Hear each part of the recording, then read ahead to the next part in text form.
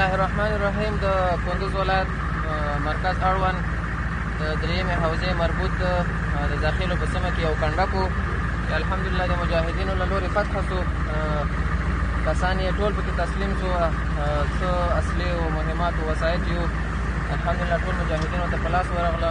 دغه ټانک چې تاسې وینئ دا الحمدلله په همدغه کنډک کې د مجاهدینو لاس ته ورغلل، او کوم کسان چې په دې کنډک کې مجاهدینو ته تسلیم شوي ټولو ته د مجاهدینو لورې د سفر خرچه ورکړل شو او ټول خپلو کورونو ته رخصت شو.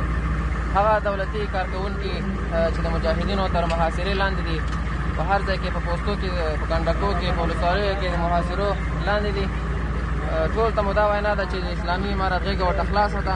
ټول دې راسي اسلامي امارت ته تسلیم سي او خپل ژوند یې په خطره کې نه اچوي. اسلامي امارت مجاهدین د ستاسې د مرګ طرفداران نه دي، بلکې د دې طرفداران دي چې تاسې لاړ شئ خپل کورونو ته او له خپل فامیل سره په ارامه توګه زندګي وکړئ. نو د اسلامي امارت مجاهدینو له لورې تاسو ته هېڅ کوم مشکل نشته، بېغمه کولی شئ چې راسئ او تسلیم شئ. الحمدلله په کندوز ولایت کې نور پرمختګونه هم روان دي. ډېر ژر ده چې فاتح صاحب هم تصفیه شي او د مجاهدینو لاس ته به ورلوېږي.